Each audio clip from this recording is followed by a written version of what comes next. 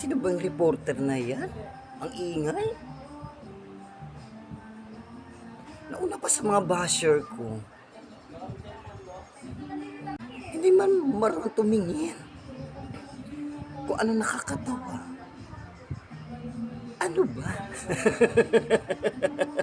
Isa lang tinawanan ko ngayong araw na ito. Naawa ko sa kabayo ko, te.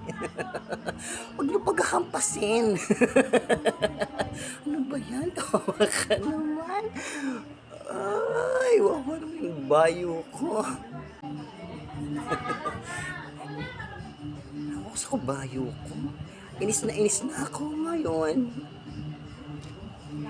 Pero, kahit pa paano nakakaapi rin ako. Yung magsakripisyo ka.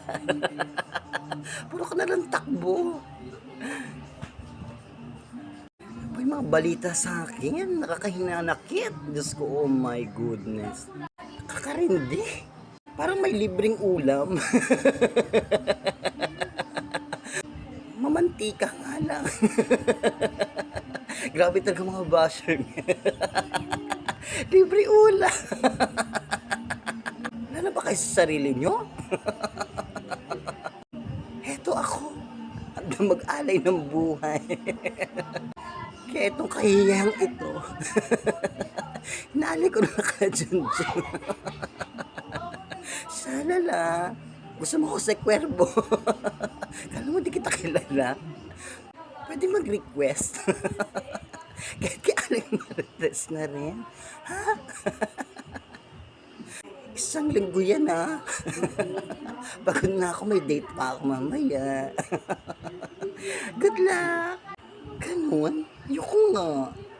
Ito na lang gagawin ko, magre-report na lang ako. Ano nangyari sa akin? Ganyan sitwasyon, hindi ko kaya. Mag-aalay na lang ako ng buhok. My name is Jose Cuervo. Sige na. Bakit ayaw mo?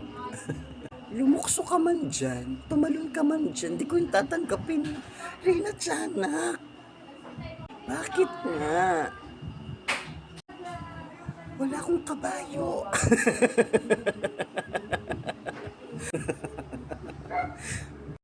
Pwede mag-request. Abay, pwede. Pwede ka ma-interview? Go. Nitong nagdaang larong pambansa. Ilan na nakuha mong medalya?